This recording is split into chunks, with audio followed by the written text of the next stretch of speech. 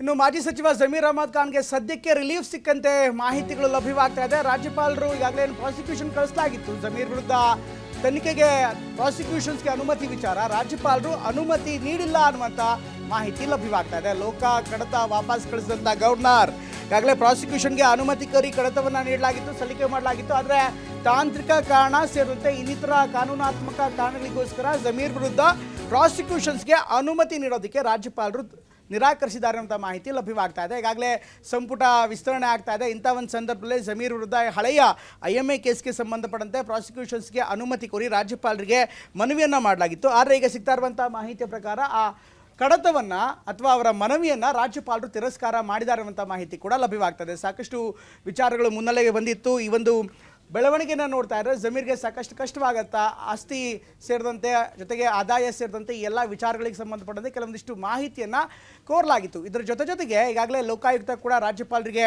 ಕಡತವನ್ನು ಮಂಡಿಸಿ ಜಮೀರ್ ವಿರುದ್ಧ ಪ್ರಾಸಿಕ್ಯೂಷನ್ಸ್ಗೆ ಮನವಿಯನ್ನು ಮಾಡಿತ್ತು. ಆದರೆ ಈಗ ರಾಜ್ಯಪಾಲರು ಈ ಪ್ರಾಸಿಕ್ಯೂಷನನ್ನು ತಿರಸ್ಕರಿಸಿದ್ದಾರೆ, ಮನವಿಯನ್ನು ಕೊಡೋದಕ್ಕೆ ನಿರಾಕರಿಸಿದ್ದಾರೆ ಅಂತ ಮಾಹಿತಿ ಲಭ್ಯವಾಗ್ತದೆ. ಹೀಗಾಗಿ ಈ ಬೆಳವಣಿಗೆ ಈಗ ನಿಜಕ್ಕೂ ಕುತೂಹಲವನ್ನು ಮೂಡಿಸ್ತಾ ಇದೆ.